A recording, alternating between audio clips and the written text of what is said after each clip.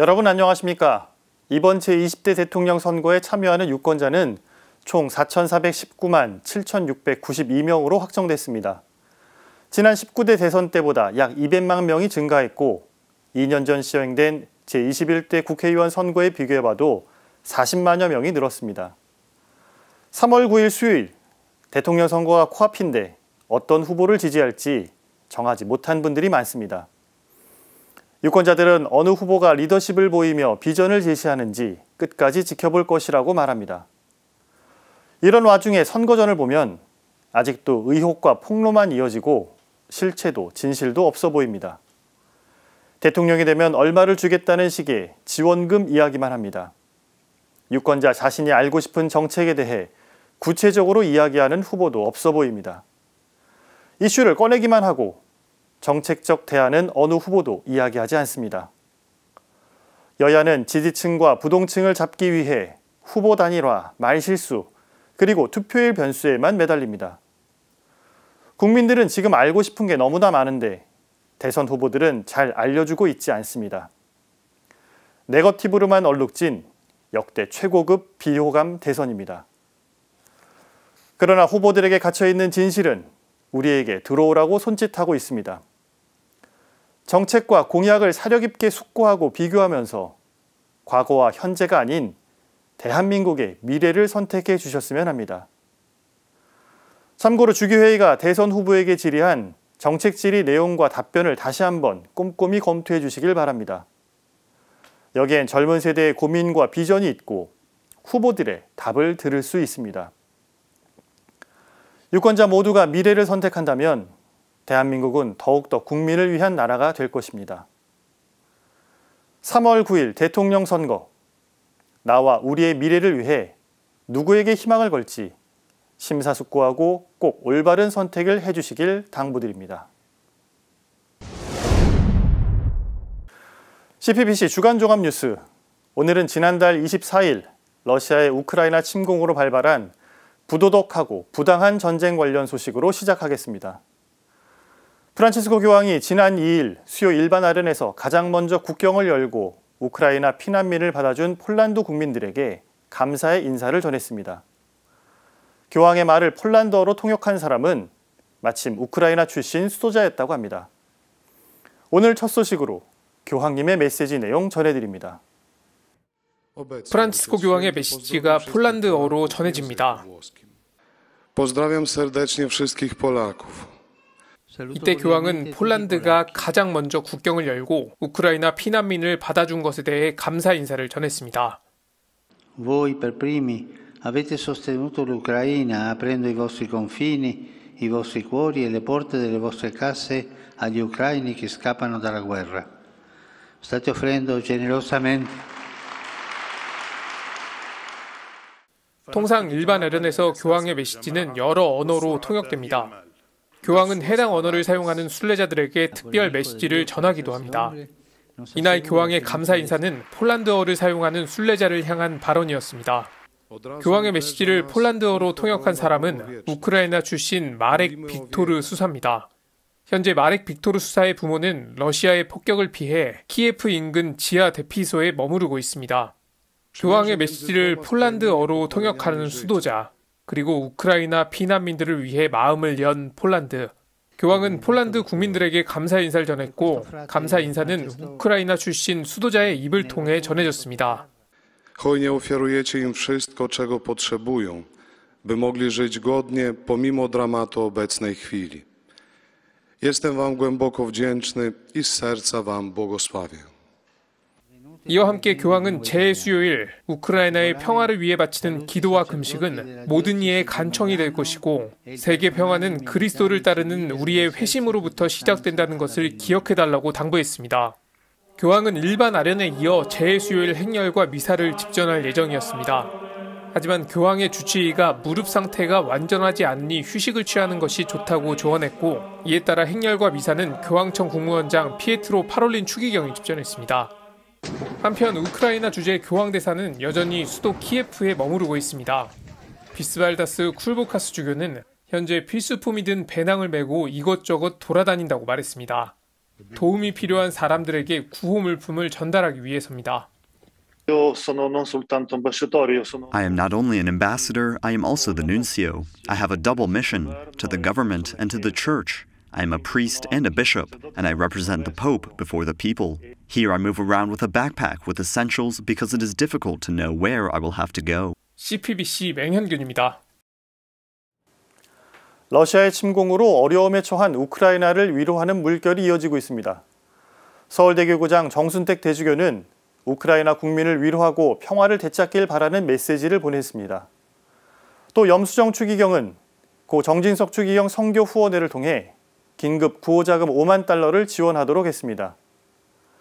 아울러 서울대교구장 정순택 대주교는 교황청이 주관하는 우크라이나 국민들에게 보내는 영적 연대 캠페인에 동참하는 영상 메시지도 보냈는데요.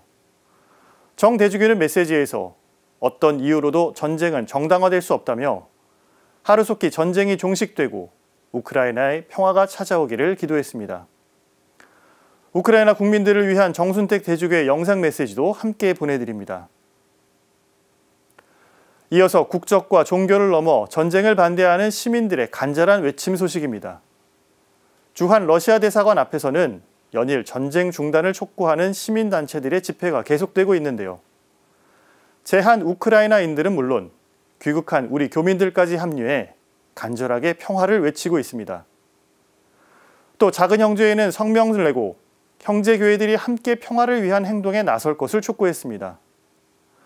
러시아의 우크라이나 침공을 반대하며 전쟁 중단을 외치고 평화를 호소하는 움직임을 함께 전해드립니다. 서울대교구장 정순택 대주교는 러시아의 전면 공격으로 대규모 사상자가 발생한 우크라이나 국민을 위로하는 메시지를 어제 우크라이나 주교회의에 보냈습니다.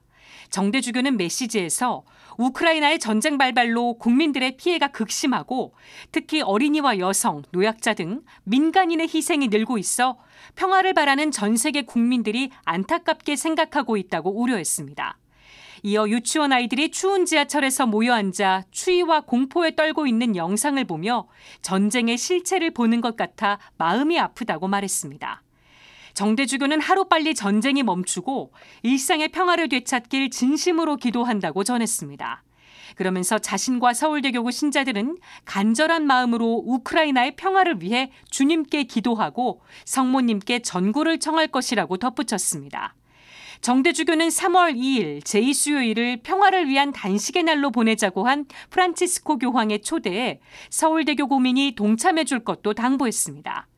염수정 추기경도 우크라이나 국민에게 위로를 전했습니다. 염 추기경은 동유럽 주교들을 만날 때마다 분쟁과 갈등을 극복하고 평화로 가는 길을 이야기하곤 했는데 이번 전쟁 소식에 큰 아픔을 느낀다며 하루빨리 평온한 일상을 되찾길 기도한다고 밝혔습니다. 염 추기경은 정진석 추기경 선교 후원회를 통해 우크라이나에 긴급 구호자금 5만 달러를 지원하도록 했습니다. 정진석 추기경 선교 후원회 이사장이자 서울대교구 대변인인 허영엽 신부는 긴급 구호자금이 가능한 한 빨리 우크라이나 교회 측에 전달돼 어린이와 노약자 구호와 치료에 쓰이길 바란다고 말했습니다. 지금까지 앵커 리포트였습니다.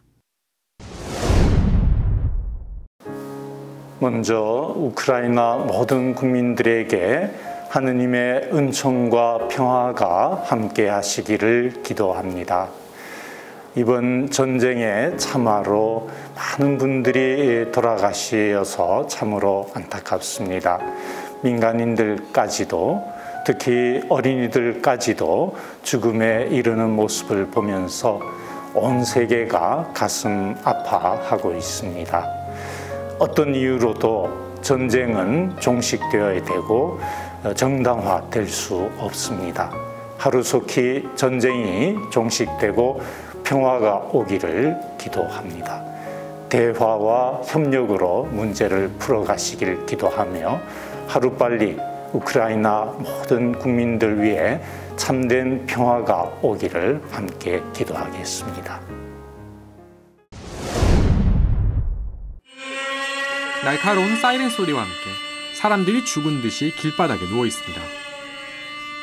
일명 다이인 퍼포먼스입니다. 전쟁을 벌인 러시아 정부에 항의하고 우크라이나 시민들과 연대하겠다는 의지가 담겼습니다. 지체한 우크라이나인들은 고국의 평화를 기도하며 절박하게 구호를 외쳤습니다. 기자회견에 참석한 시민들 역시 한 목소리로 전쟁 중단을 촉구했습니다. Peace is the way! Stop the war! Stop the war! Stop the war! Stop the war! 시민단체들은 무력 사용은 어떠한 이유로도 정당화될 수 없다며 목소리를 높였습니다. 미사일로 해결할 수 있는 문제는 아무것도 없습니다. 전쟁은 모든 인류에게 패배감을 안겨주는 행위입니다. 선제 공격은 그 어떠한 이유로도 정당화될 수 없습니다. 당장 침공을 중단하고 협상 테이블에 앉을 것을 강력히 촉구합니다. 30여 년을 우크라이나에서 보낸 김평원 씨는 현지의 참혹한 모습을 증언하며 눈물을 보였습니다. 그 무엇이 사랑하는 아버지를 죽음이 기다리는 전선으로 보내며 그 어린 딸과 아버지로 하여금 한없이 눈물 흘리게 하는 것입니까? 그 무엇이 꿈만큼 한 젊은이를 몰려오는 탱크를 저지하고자 폭탄과 함께 자신을 던져 생명을 마감하도록 해야 하는 것입니까? 가톨릭교회 구성원들 역시 평화를 기도하는 목소리에 힘을 보탰습니다. 작은 형제회와 찬미바드 소서운동 등은 각각 성명을 내고 침략 중단과 평화회복을 기도했습니다. 특히 작은 형제회는 가톨릭교회와 세계 종교회가 앞장서 우크라이나 전쟁을 멈추고 평화의 사도로서 행동해야 한다고 강조했습니다. 시위에 함께한 김종화 신부는 프란체스코 교황이 우크라이나 평화를 위한 단식과 기도를 요청한 것을 언급하며 신자들의 동참을 호소했습니다. 많은 신자분들이 우크라이나 평화를 위해서 러시아 군대의 철수를 위해서 평화로운 해결을 위해서 미미하지만 우리의 작은 행동 이것이 바로 가톨릭교회가 추구하는 영적인 기도 운동이기 때문에 사순 시기 동안 단식과 기도 운동에 함께 동참해 주시면 좋겠습니다. CPBC 장현민입니다. 대전교구장 서리를 맡아온 김종수 주교가 지난달 26일 프란치스코 교황으로부터 제5대 대전교구장에 임명됐습니다. 김종수 주교는 기자회견에서 교구장 임명에 감사를 표하고 교회 현안에 대한 평소 자신의 생각을 허심탄회하게 밝혔습니다. 대전교구장 김종수 주교의 착자미사는 오는 25일 오후 2시에 거행될 예정입니다. 이어서 김종수 주교는 어떤 분인지 걸어온 발자취를 살펴봤습니다. 김종수 주교는 뒤늦게 사제가 됐고 겸손한 인품과 학식을 갖췄습니다. 또 지난해부터는 대전교구장 서리로서 안정적으로 교구를 이끌어왔습니다. 김종수 주교의 삶과 신앙도 함께 전해드립니다. 제5대 대전교구장으로 임명된 김종수 주교가 온화한 미소를 띤 채 회견장에 섰습니다. 김 주교는 교구장 임명 후 첫 공식 기자회견인 만큼 감사의 인사로 운을 뗐습니다. 하느님 아버지께 또 그리고 또 교황님께 이제 감사를 드립니다. 지금부터 정말 생각을 많이 해야 되는 또 많은 분들의 이야기를 듣고 또 제가 생각을 많이 하면서 정말 천천히 보편교회가 함께 걷고 있는 신호드의 길. 김주교의 큰 임무 가운데 하나가 신호드를 성공적으로 이끄는 일이 됐습니다. 대전교구는 이번 세계 주교 신호드에 앞서 2015년부터 3년 넘는 시간 동안 교구 신호드의 길을 걸었습니다. 김주교는 현재 신호드 논의사항을 바탕으로 한 실행안이 거의 나온 상태라며 지금부터가 시작이라고 말했습니다. 앞으로 어떻게 그 시노드의 그 건의안을 실행해 나가겠다고 하는 그 실행안을 지금 거의 마쳤습니다. 사실 지금부터입니다. 그 논의가 된 것이고 그 논의가 어떻게 실행되느냐에 따라서 굉장히 진짜 성숙된 교회로 우리가 조금 더 나갈 수 있는 것인데 날이 갈수록 줄어드는 사제 성소에 대한 생각도 밝혔습니다. 김주교는 교회의 핵심은 신비라며 성소자 감소 문제를 사회학적으로 분석할 것이 아니라 복음적으로 접근해야 한다고 강조했습니다. 성소로 얘기하자면 아이들이 줄어드는 것만큼 성소가 푹 떨어질 수 있어요. 그러나 우리가 복음적이 되면 그런 사회학적 분석으로는 분석되지 않는 그런 열매는 언제든지 있다는 것이 저의 확신이고 그러면서 예비 신학생들을 한 번이라도 더 만나고 소통해 간다면 사제 성소에 대한 걱정은 하지 않게 될 것이란 소신을 전했습니다. 성서학을 전공한 주교답게 성경 공부에 대한 조언도 잊지 않았습니다. 말씀은 가르침인 동시에 생명의 양식인 만큼 매일 음식을 먹듯 말씀을 대해야 한다는 게 김주교의 조언입니다. 음식, 영양가 분석하고 이해하고 먹었어요? 꼭꼭 씹어 먹으면 돼요. 말씀을 그렇게 먹으면 되는 겁니다. 여러분들이 음식을 먹을 때 이 음식을 먹어야만 내가 산다라는 결심 안 하고도 너무나 당연하게 그렇게 알고 먹어요. 그렇죠? 그런 것처럼 우리 안에 더 이상 확인할 필요도 없을 만큼의 확신, 너무나 당연한 거. 평소 건강관리도 사목의 일부라고 생각한다는 김종수 주교. 김 주교는 팬데믹이라는 보건위기 속에서 어려움을 이겨내고 있는 이들에게 격려의 메시지를 남겼습니다. 그 긴 시간 뭐 개인뿐만 아니라 또 가족들 때문에도 걱정도 하시고 뭐 생존의 위협을 느끼실 정도의 어려움에서 잘 견뎌주신 분들께 정말로 감사와 존경의 그런 말씀을 드립니다. 한편 김 주교의 착좌 미사는 오는 25일 오후 2시 대전교구 주교자 대흥동 성당에서 거행됩니다. CPBC 김형준입니다.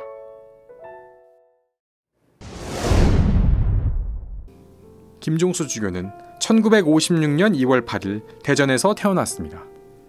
김 주교는 어렸을 때부터 농구, 탁구와 같은 스포츠는 물론 학업에도 남다른 재능을 보입니다. 1974년엔 서울대 국사학과에 입학했고 발굴 현장을 다니며 한국사 전반을 공부합니다. 통일신라 말부터 고려초를 배경으로 한 논문을 쓰는 등 학업에 열중하던 김 주교가 주님의 부르심을 느낀 건 공군 학사장교로 복무하던 시절이었습니다. 틈틈이 성경 공부를 하던 중 말씀에 푹 빠졌다가 나오는 듯한 체험을 한 겁니다. 김 주교는 성경을 읽고 기도만 하면 밥을 먹지 않아도 될 것 같았다고 당시를 회고했습니다. 결국 김 주교는 군 제대 직후인 1984년 가톨릭대 신학부에 입학해 사제의 길로 들어섰고 1989년 2월 13일 사제품을 받습니다. 사제가 된 후 김 주교는 학업에 열중하는 한편 후학 양성에도 힘씁니다. 1990년부터 4년간 로마로 유학을 떠나 교황청 성서대학에서 석사학위를 받았고 귀국 후 대전가톨릭대 교수, 교리신학원 원장 등을 거쳐 2007년부터 대전가톨릭대 총장을 역임합니다. 또 내가 네 힘이 되어주겠다, 거룩하신 하느님, 질투하시는 하느님 등 저술 활동에도 열중합니다. 이렇게 20년 동안 연구와 사제 양성에 힘쓰던 김 주교는 2009년 2월 대전교구 보좌주교에 임명돼 그해 3월 주교품을 받게 됩니다. 김 주교는 주교 임명 소식을 들었을 당시 이렇게 소감을 말했습니다. 제일 먼저 떠올랐던 생각은 오히려 있던 생각마저 없어진 것, 오히려 머리가 텅 빈 것처럼 생각보다도 평소에 가지고 있던 생각마저도 텅 빈 것 같다고 하는 게 더 솔직한 말씀인 것 같은데, 김 주교는 이후 대전교구 총대리, 수도회 담당 교구장 대리로서 활발한 사목을 펼칩니다. 2021년 7월부터는 교황청 성직자성 장관으로 임명된 유웅식 대주교를 대신해 대전교구장 서리로서 교구장자 권한을 수행합니다. 이 기간 동안 성 김대건 신부 탄생 200주년 희년 기념 행사를 성공적으로 치러내는 등 안정적으로 교구를 이끌었습니다. 주님의 부르심에 마지막으로 응답하면서도 신자들에게 보낸 마지막 서한의 신부님은 사랑의 입맞춤을 하노니 천국에서 만납시다 는 인사를 보냈습니다.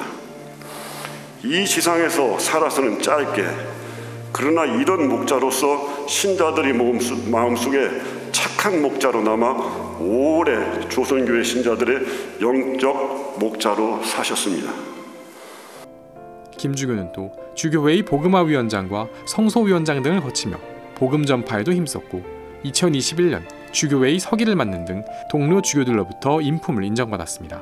기도는 분명 일상생활의 행동과 다르지만 우리의 계획과 능력만으로 이룰 수 없는 일을 주님 안에서 성취하는 아주 특별하고 신비한 행동입니다.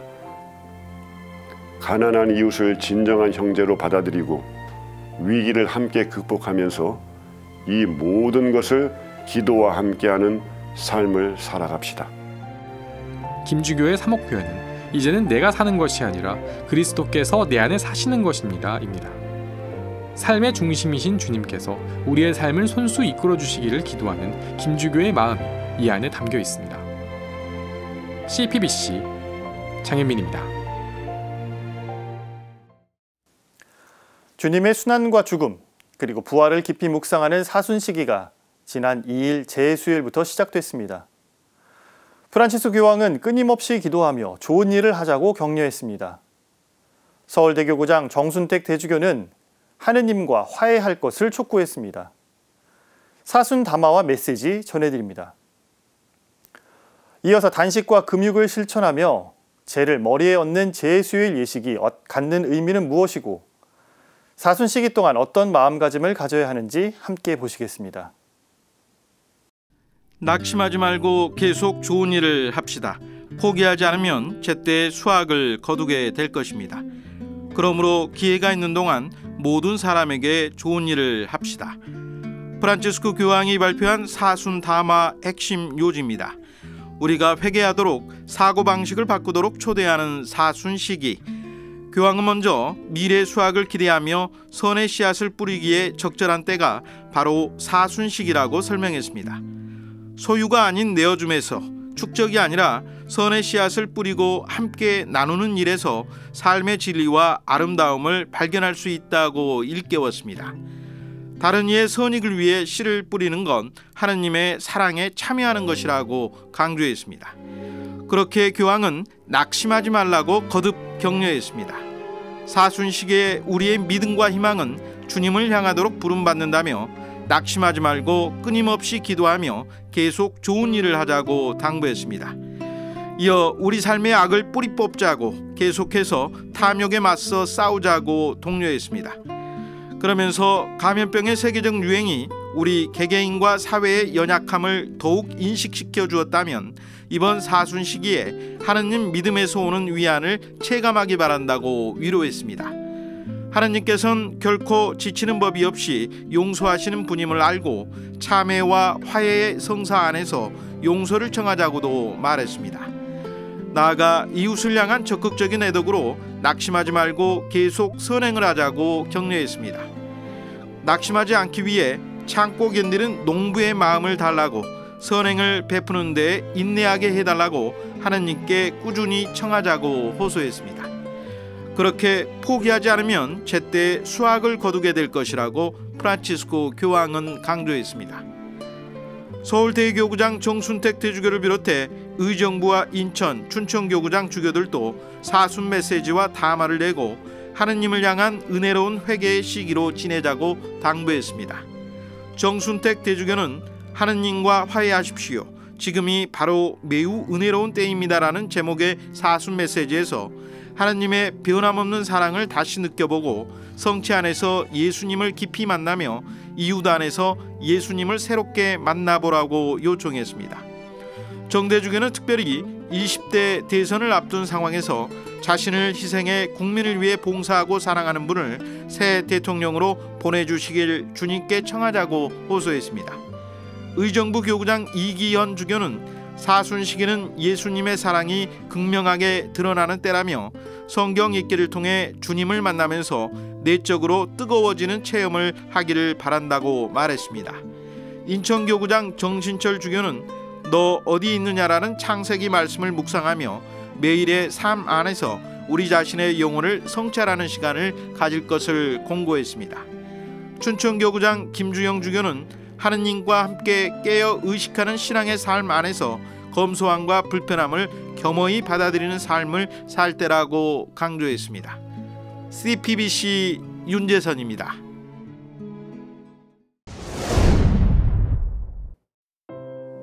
오늘은 사순 시기를 시작하는 첫날인 제수요일입니다. 가톨릭 교회는 이날 단식과 금육제를 지키며 제를 머리에 얹는 예식을 거행합니다. 제는 전통적으로 통회와 참회, 덧없음을 의미합니다. 제를 머리에 얹는 예식은 유대인들과 이방인들의 오랜 관습에서 유래했습니다. 유대인들과 이방인들은 머리에 제를 뒤집어 쓰고 거친 천으로 만든 참회복을 입고 자기 죄를 뉘우치곤 했습니다. 구약 성경에도 머리에 제를 얹었다는 내용이 언급돼 있습니다. 유딧은 얼굴을 바닥에 대고 엎드려 머리에 제를 뿌리고 속에 입고 있던 자루옷을 드러내었다. 때는 예루살렘에 있는 하느님의 집에서 저녁 향을 피워 올리는 시간이었다는 구절에서입니다. 신자들에게 뿌릴 제를 얻기 위해 지난해 나눠준 성지가지를 태우는 규정은 12세기가 돼서야 확인할 수 있습니다. 이러한 제축복은 매우 빠른 속도로 퍼져나가 신자들의 신심 생활 안에 아주 중요한 전례 행위로 자리 잡았습니다.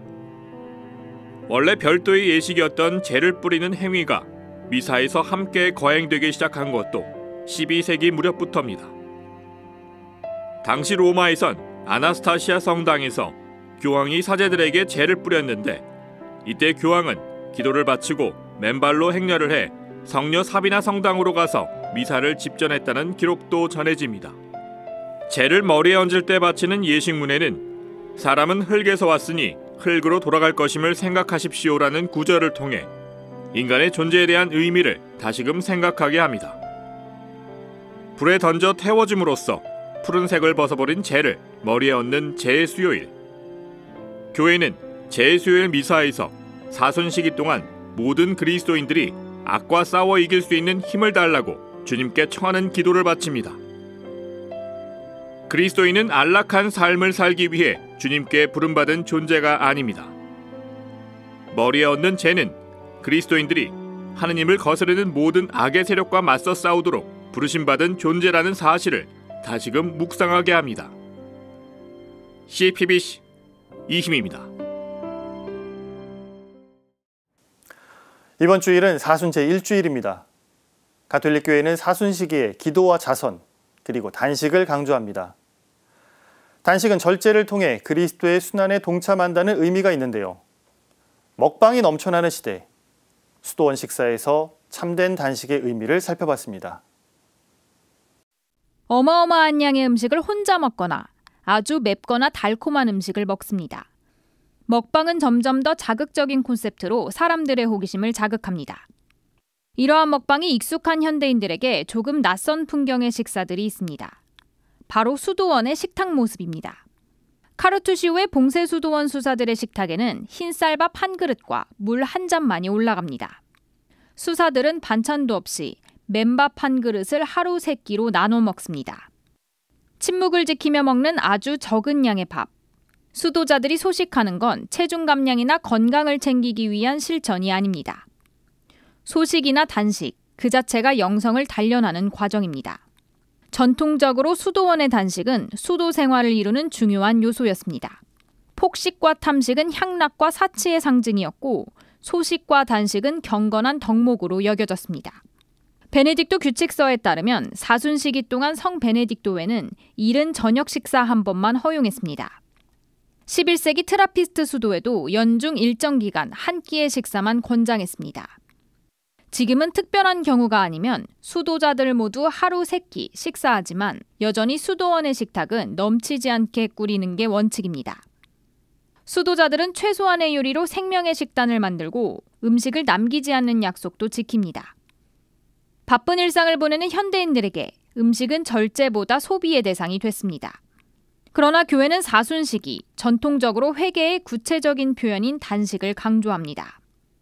단식은 인내와 희생 속에서 잘못을 깨닫고 그 뉘우침이 나눔으로 이어지는 게 목적입니다. 예수님의 순환을 묵상하는 시기, 식탁 앞에서 떠올리는 먹고 마시기에 내려놓음이 필요합니다. CPBC 전은지입니다. 온라인에서 이루어지는 모욕적인 언행과 괴롭힘, 이른바 사이버 불링이 심각합니다.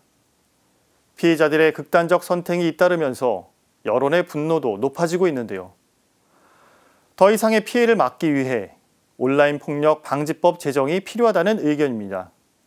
어떤 목소리들이 나오고 있는지 살펴봤습니다. 모녀살인범 유튜버 사망 사건, 가해자 유튜버의 강력 처벌을 요청합니다. 지난달 7일 청와대 국민청원 게시판에 올라온 글입니다. 더 이상 말도 안 되는 루머와 악플로 괴롭히지 말아달라는 분노 섞인 후속글에 현재까지 22만 명 이상이 동의를 표시했습니다. 이를 계기로 국회에서는 최근 온라인 폭력 방지법 제정을 위한 토론회가 열렸습니다. 이른바 사이버 불링에 대한 대처와 문제 해결에 초점이 모아졌습니다. 사이버 불링은 가상 공간을 뜻하는 사이버에 집단 따돌림을 의미하는 불링이 합쳐진 단어, 사이버 공간에서 이루어지는 집단 괴롭힘, 이른바 사이버 왕따를 뜻합니다. 하루 24시간 내내 무차별적으로 지속된다는 특징이 있습니다. 최근 들어선 혐오 정서에 편승한 사이버 불링이 더욱 확산되고 있습니다. 최근에 나타나는 경향이 정치권과 언론에서 혐오의 정서를 확산시키고 편승하고 이런 양상이 두드러진다라고 생각이 됩니다. 특히나 우려스러운 것은 이런 온라인 공간에서 표면화되고 있는 혐오 이런 것들이 청소년들이 합습을 하고 그것을 통해서 정체성을 형성하고 있다라는 지점이고요. 혐오 표현의 문제가 한국에서 유독 문제가 되는 것처럼 보이는 이유는 무엇일까?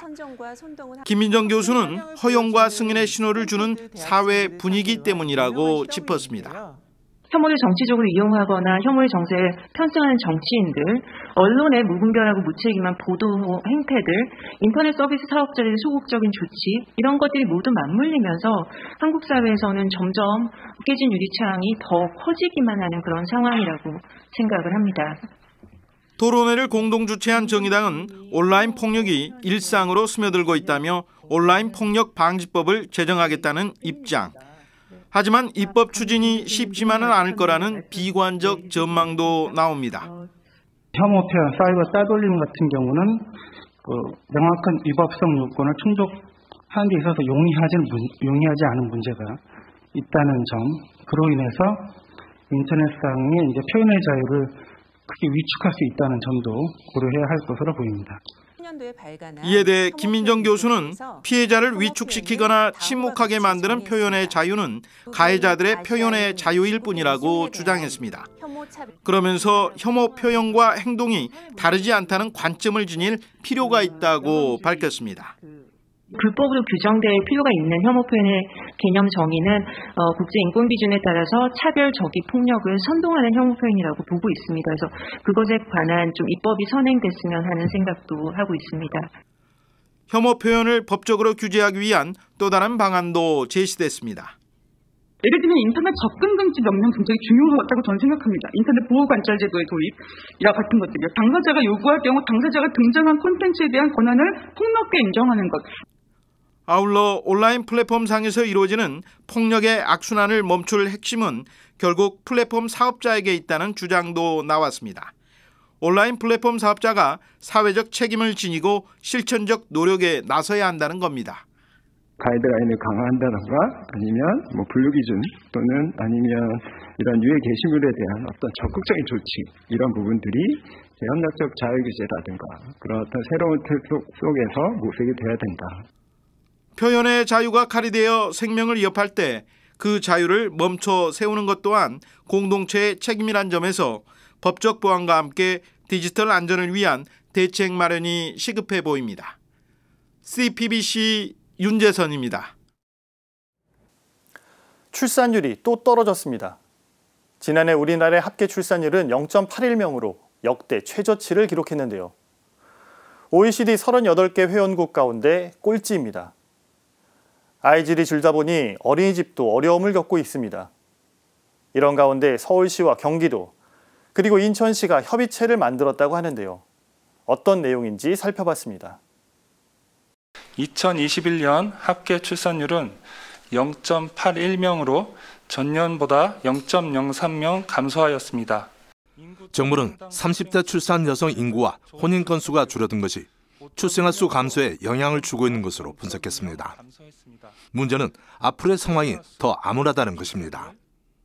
향후에 이제 출생아 수는 감소세가 유지될 거고 사망자 수는 인구 고령화로 인해서 계속해서 증가할 거기 때문에 앞으로도 인구의 자연 감소는 있을 것으로 전망하고 있습니다.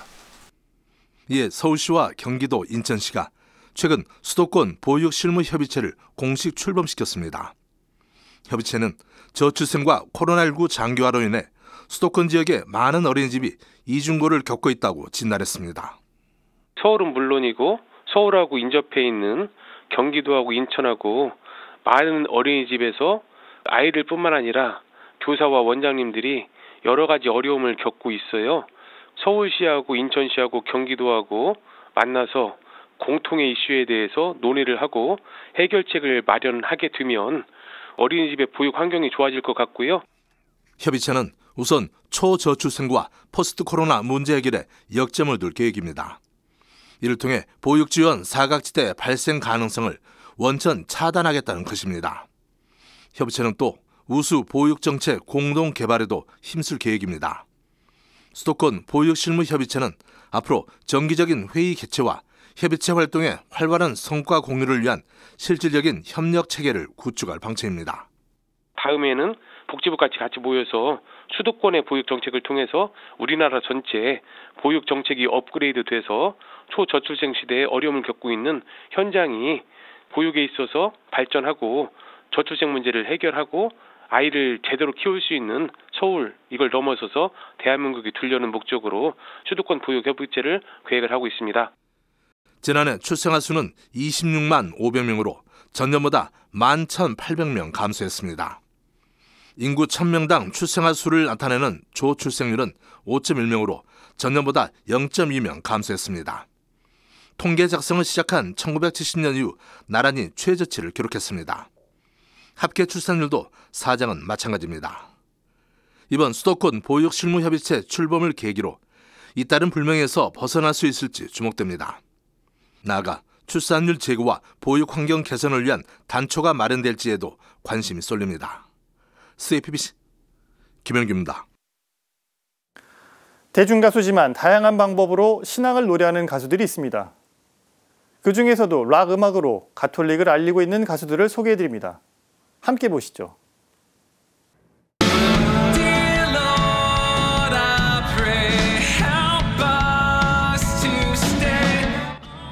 2016년 폴란드 세계청년대회에서 노래로 감동을 전했던 록밴드 더 떨스팅. 더 떨스팅은 2008년부터 가톨릭 펑크 음악을 만들어온 인기 록 가수입니다. 밴드 소개에 매일 미사에 참석하며 묵주기도를 한다고 설명할 정도로 신앙심이 깊습니다. 경쾌한 기타 리듬과 탄탄한 보컬이 특징인 더 떨스팅은 가사의 기도문을 그대로 담기도 합니다.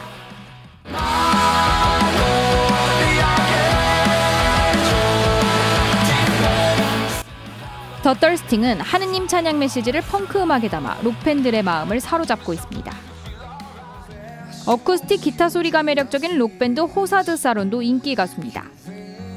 브라질에서 음악 활동을 하고 있는데 유튜브 구독자만 110만 명이 넘습니다.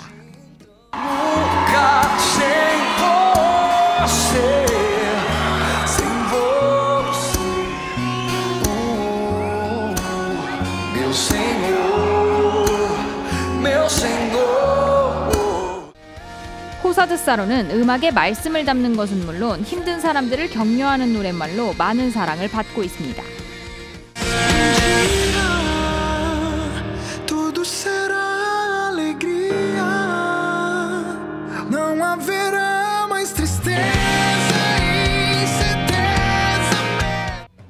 강렬한 헤비메탈 음악으로 하느님을 찬양하는 가수도 있습니다. 미국의 록밴드 대안드릭의 음악은 성경을 축약한 듯한 가사가 특징입니다.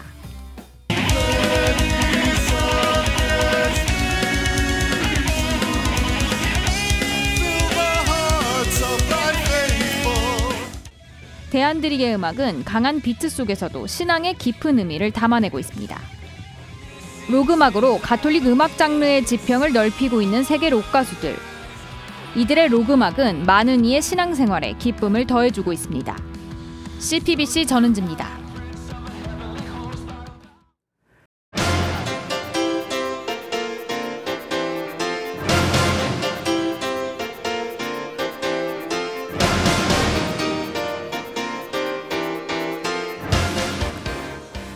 블라디미르 푸틴 러시아 대통령은 지난 2월 24일 우크라이나를 침공했습니다. 우크라이나에서는 시설물들이 파괴되고 민간인 사상자들이 속출하고 있습니다. 이에 전 세계가 경악하며 분노하고 있습니다. 수도 키이우를 비롯한 주요 도시에서 전쟁을 피해 방공호로 피신한 이들의 사진이 외신을 통해 보도됩니다. 특히 추위와 공포에 떨고 있는 아이들의 모습에 가슴이 미어집니다. 한창 뛰놀며 친구를 사귀어야 할 어린이들이 왜 이런 고통을 당해야 하는지 아무도 설명해 줄 수 없어 보입니다. 1914년과 1939년 두 번의 세계대전을 겪은 인류는 전쟁이 얼마나 참혹한 결과를 가져오는지 뼈저리게 느꼈습니다. 그래서 2차 세계대전이 끝나가던 1945년 6월 미국 샌프란시스코에 모인 50여 개국은 유엔 헌장에 서명합니다. 새로운 국제 질서를 만들자고 약속한 것입니다. 이에 유엔 헌장 제2조 4항은 다음과 같이 이야기합니다. 국제관계에서 다른 국가의 영토 보전이나 정치적 독립에 대하여 무력의 위협이나 무력 행사를 삼간다. 더 이상 힘센 나라가 다른 나라를 물리적 힘으로 침범하거나 굴복시킬 수 없고 갈등과 분쟁은 이제 외교적으로 해결하자는 선언이었습니다. 물론 이후에도 인류는 또다시 전쟁을 경험하게 되었습니다. 1950년 한반도, 1964년 베트남에서도 전쟁은 계속 이어졌습니다. 최근에는 아프가니스탄과 이라크에서도 파괴와 죽음이 끊이지 않았습니다. 그러나 지금은 2022년입니다. 수많은 전쟁의 결과가 어떠했는지 우리는 똑똑히 보았고 또 경험한 시대에 살고 있는 사람들입니다. 전쟁의 고통은 전초에 투입되어 공포에 떨고 있는 젊은이들만의 것이 아닙니다. 전쟁으로 집을 잃은 난민들, 공습의 여파로 고통을 당하는 이들, 자식을 잃은 어머니들, 불구가 된 아이들이나 유년 시절을 빼앗겨버린 어린이들을 떠올려 봅니다. 과연 우리는 전쟁으로 얻을 수 있는 것이 무엇이기에 또다시 전쟁을 벌인다는 말입니까? 누가 전쟁을 일으켰고 정작 그 피해는 누가 당해야 하는 것일까요? 그리고 우리 가운데 이 질문에 자신 있게 답할 수 있는 사람은 아무도 없을 것입니다. 그러하기에 어떠한 이유를 들어서도 전쟁은 결코 일어나서는 안 됩니다. 그래서 우리는 힘으로 문제를 해결하려는 정치인들, 힘이 좀 세다고 약한 이들을 업신여기는 이들에게 강력히 외쳐야 합니다. 이제 그 어떤 경우에서도 전쟁은 안 된다고 말입니다. 평화를 외치는 이들이 더 많아지면 전쟁의 고통은 멈출 수 있습니다. 결국 평화를 향한 연대의 힘이 아이들 눈망울에 담겨있는 공포의 그림자를 거두어줄 수 있을 것입니다.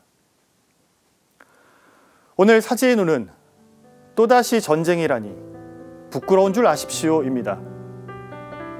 우리 역시 일상에서 힘으로 문제를 해결하려는 유혹을 이겨내며 평화의 소중함을 다시금 기억할 수 있으면 좋겠습니다.